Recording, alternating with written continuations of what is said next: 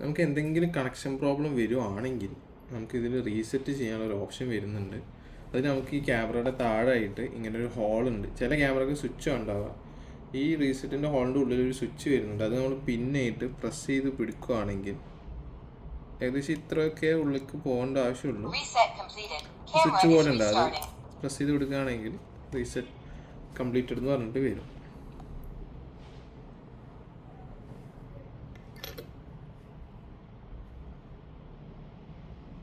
Camera is starting. Please wait.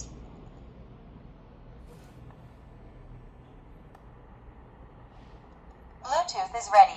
Please scan the QR code on the camera and wait for the connection. എന്നിട്ട് നമ്മൾ ഒന്നുകൂടെ നമ്മുടെ wifi connected ആയിരിക്കണം ഫോണിൽ. Add device കൊടുക്കുക, add camera കൊടുക്കുക.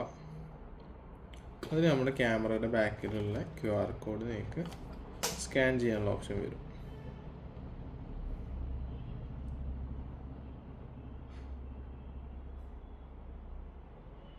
ശേഷം നമ്മൾ വൈഫൈയുടെ പാസ്വേഡ് കറക്റ്റായിട്ട് ഇവിടെ അടിച്ചു കൊടുക്കുക. ഇവിടെയാണ് അടിക്കേണ്ടത്.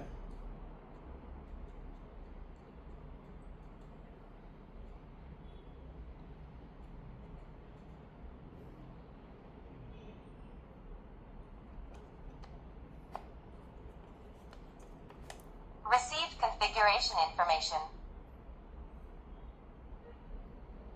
Connecting.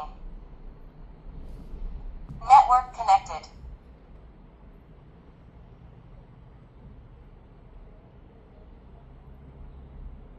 Bind successfully. Camera ready.